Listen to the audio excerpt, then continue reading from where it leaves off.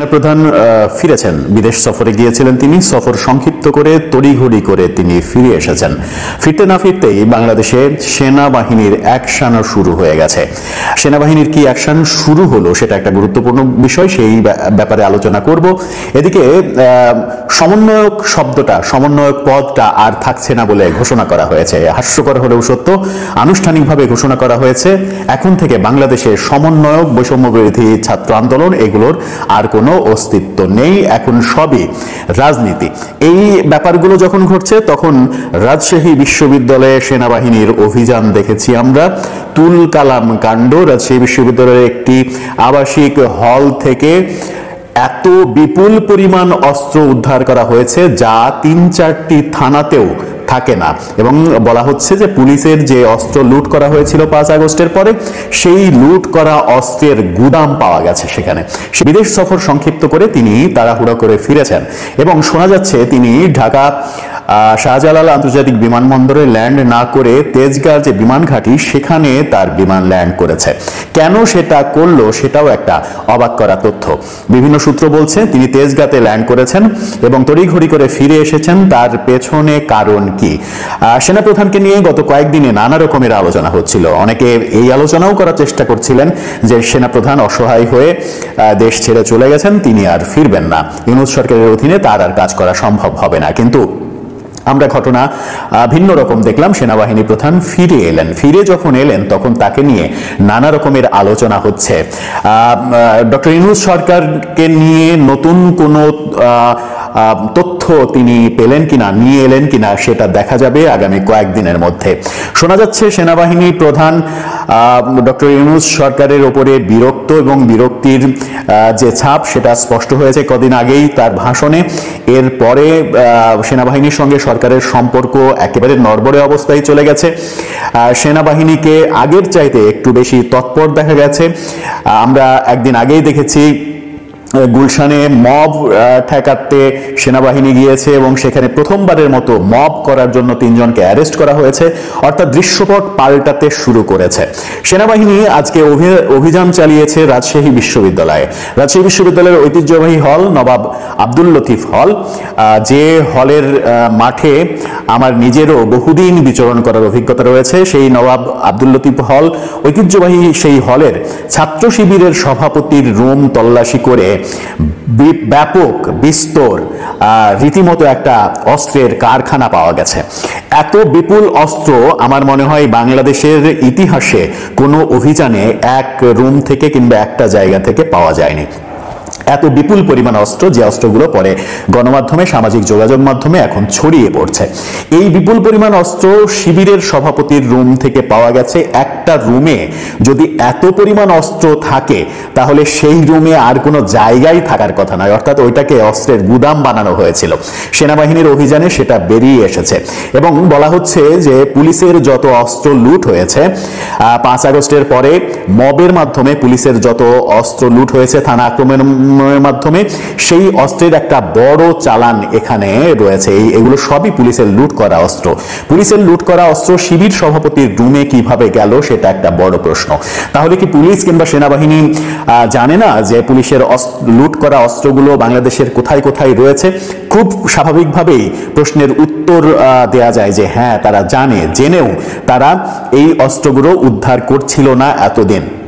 উদ্ধার করছিল না কেন? তাতে কি সরকারের সায় ছিল না? সরকার কি চাইছিল না পুলিশের অস্ত্র উদ্ধার হোক? কিংবা সরকার কি এরকম চাইছিল যে পুলিশের অস্ত্রগুলো সত্যিকার অর্থেই যাদের কাছে রয়েছে তাদের কাছ থেকে উদ্ধার করতে গেলে সরকারেরই এক ধরনের গোমর ফাঁস হয়ে যাবে, যাদের সঙ্গে সরকারের দহরম মহরম সম্পর্ক, সেই সম্পর্কে ভাটা পড়বে?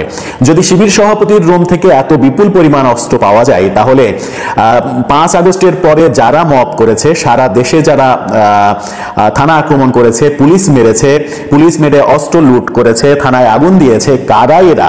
এটা পুলিশও জানে, সেনাবাহিনীও জানে, সরকারও জানে। তার মানে এতদিন উদ্ধার করা হচ্ছিল না, এই প্রথম অভিযানটা করা হলো বড় ধরনের। এর আগে ছোটখাটো অভিযান হয়েছে, সেনাবাহিনী বলেছে যে বেশ কিছু অস্ত্র পাওয়া গেছে, কিন্তু একটা রুম থেকে, একটা জায়গা থেকে, তাও বিশ্ববিদ্যালয়ে, রাজশাহী বিশ্ববিদ্যালয়ের মতো একটা জায়গায় একটা রুম থেকে এত বিপুল পরিমাণ অস্ত্র উদ্ধার করা, এটা অবিশ্বাস্য। চোখে না দেখলে বোঝা যায় না। তার মানে কি সেনাবাহিনীর অ্যাকশন শুরু হয়ে গেছে সেনা প্রধান ফিরতে না ফিরতে? আপাত দৃষ্টে সেটাই মনে হচ্ছে। আর সেনাবাহিনী যদি অ্যাকশনে সত্যি সত্যি নেমে পড়ে, তাহলে বাংলাদেশে অভ্যুত্থান পরবর্তী যারা মব তৈরি করেছে, যারা পুলিশের উপরে আক্রমণ করেছে, পুলিশে হত্যা করেছে, থানা জ্বালিয়ে দিয়েছে, পুলিশের মনোবল ভেঙে দিয়েছে, এখনো যারা পুলিশের বিপক্ষে প্রতিনিয়ত কথা বলার চেষ্টা করে বিভিন্ন পরিচয়ে, বিশেষ করে সমন্বয়ক পরিচয়ে পুলিশকে যাচ্ছে তাই ভাষায় কথা বলে, আমার মনে হয় যে তাদের কাউকে কাউকে জিজ্ঞাসা করলেও এই অস্ত্রের আরো ভান্ডার পাওয়া সম্ভব হবে। এবং মজার তথ্য হচ্ছে, আজকে জাতীয় নাগরিক পার্টি, সেই পার্টির আহ্বায়ক নাহিদ ইসলাম তিনি আনুষ্ঠানিকভাবে ঘোষণা করেছেন দেশে আর সমন্বয়ক বলে কোনো মানুষ নেই। সমন্বয়ক বলে এই সমন্বয়ক শব্দটার আর অস্তিত্ব নেই, এটা বিলুপ্ত হয়ে গেছে। কারণ বৈষম্য বিরোধী আন্দোলন থেকে একটা ছাত্র সংগঠন হয়েছে, একটা রাজনৈতিক দল হয়েছে, এখন আর সমন্বয়কের কোনো অস্তিত্ব নেই। তিনি পুলিশকে বলেছেন যে সমন্বয়ক পরিচয়ে দেশে কোথাও যদি কেউ কিছু করতে চায় তাহলে তাদের কঠোর হস্তে দমন করুন। তার মানে সমন্বয়ক এই শব্দটা যদি তারা এখন অমিট করে না ফেলে, তাহলে তাদের উপরে এখন রাজনৈতিক দল হিসেবে তাদের উপরে যে বিস্তর অভিযোগ আসবে, সেই অভিযোগ কাঁধে বহন করা তাদের পক্ষে মনে হয় সম্ভব হবে না। আর সম্ভব হবে না বলেই এই ঘোষণাটা এসেছে। সেনাবাহিনী প্রধান নিয়ে যখন নানা রকমের আলোচনা চলছে, তখন সমন্বয়ক পদ থাকছে না নাহিদের, এই কথা খুবই গুরুত্বপূর্ণ। তার মানে বাংলাদেশে আর কেউ আমি এখানকার সমন্বয়ক, আমি ওখানকার সমন্বয়ক, এত সদস্যের সমন্বয়ক কমিটি, এত কমিটি, কোথাও কোনো প্রতিষ্ঠানে কিংবা শিক্ষা প্রতিষ্ঠানে কিংবা কোথাও সমন্বয়কের অস্তিত্ব আর থাকছে না। এটা নাহিদ ইসলাম বিলুপ্ত ঘোষণা করলেন। তাহলে সারা দেশের সমন্বয়করা এখন কি করবে? তারা কি পরিচয়হীনতায় ভুগবে না? আমার মনে হয় যে এতে করে সারা দেশের সমন্বয়কদের সঙ্গে এই জাতীয় নাগরিক পার্টির এক ধরনের দূরত্ব তৈরি হবে, এবং এই দূরত্বটা সংঘর্ষে রূপান্তরিত হলেও অবাক হওয়ার কিছু থাকবে না। যেটা একদিন আগেই আমরা দেখলাম, সার্জিস আলমের উপরে আক্রমণ, বেসরকারি বিশ্ববিদ্যালয়ের ছাত্ররা সার্জিস আলমের উপরে আক্রমণ করেছে এবং সেখানে সার্জিস আলমের পক্ষের একজন পিঠে আঘাতপ্রাপ্ত হয়ে তার 14টা সেলাই পর্যন্ত লেগেছে। এই ঘটনাও কিন্তু আমরা দেখেছি। এই ঘটনা যে আরো ঘটতে পারে সেটা আশঙ্কা করেই হয়তো নাহিদ ইসলাম এই কথা বলেছেন। সেনাবাহিনী প্রধানকে নিয়ে যে আলোচনাগুলো চলছে, সেনাবাহিনী প্রধান একটা ভূমিকা রাখবে সরকারের বিপক্ষে। কেউ আবার বলার চেষ্টা করছেন যে সরকার থেকে সেনাবাহিনী প্রধানকে সরে যেতে বলা হয়েছে, তাকে পদত্যাগ করতে বলা হয়েছে। সেনাবাহিনী প্রধান সেটা আমলে নেননি, সেটা আমলে নেওয়ার কোনো কারণও নেই। কারণ দেশের যে কোনো খারাপ মুহূর্তে সেনাবাহিনী, দেশপ্রেমিক সেনাবাহিনী, সেটাই দেশের নাগরিকের সব থেকে বড় ভরসার জায়গা। সেই ভরসার জায়গা যদি নষ্ট হয়ে যায় তাহলে মানুষের আর যাওয়ার জায়গা থাকবে না। আমার মনে হয় সেনাপ্রধান সেই সংকল্পেই কাজ করবেন এবং দেশকে স্থিতিশীলতার দিকে নিয়ে যাবেন।